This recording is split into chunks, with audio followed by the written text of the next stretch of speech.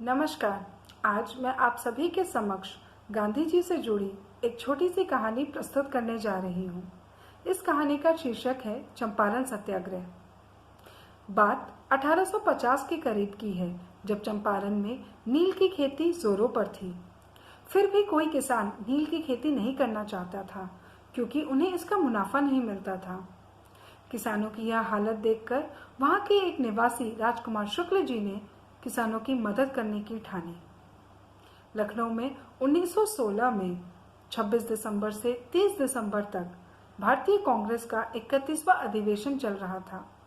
राजकुमार जी वहां जा पहुंचे और गांधी जी के चरणों में लेट गए और कहा, कृपया मेरे साथ चल के चंपारण के किसानों की हालत अपनी आंखों से देखिए।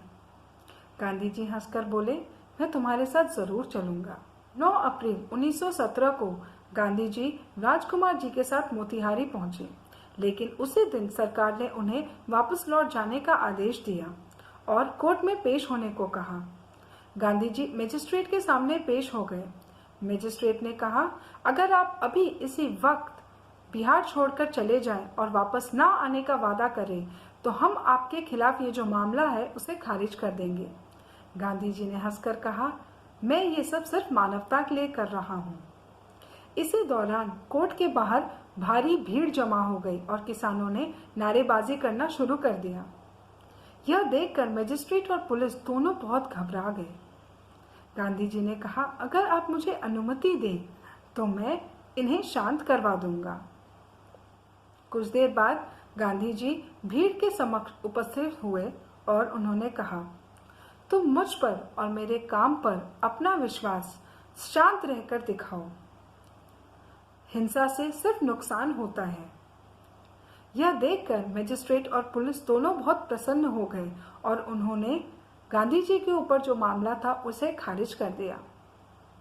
चंपारण में रहने के दौरान गांधी जी ने कई गांवों का दौरा किया और करीब 8000 किसानों की शिकायतें दर्ज की।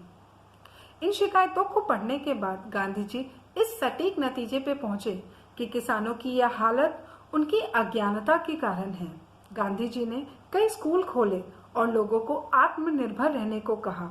यह सब देखकर वहां की सरकार को गांधी जी की ताकत और पीड़ित के प्रति उनके प्यार का एहसास हुआ।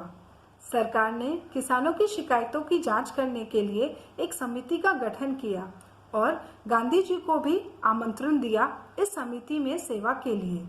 इसका परिणाम यह हुआ कि कुछ ही महीनों में चंपारण में कृषि विधेयक पारित हो गया, जिससे कि किसानों को बहुत बड़ी राहत मिली। इस कहानी से हमें यह सीख मिलती है कि गांधी जी की तरह हम भी अहिंसा का रास्ता अपनाकर न्याय पा सकते हैं और राजकुमार जी के दृढ़ निश्चय से हमें यह सीखने को मिलता है कि अगर हम दृढ़ निश्चय करें तो कुछ भी पाना असंभव नहीं है। शुक्रिया, धन्यवाद, जय हिंद।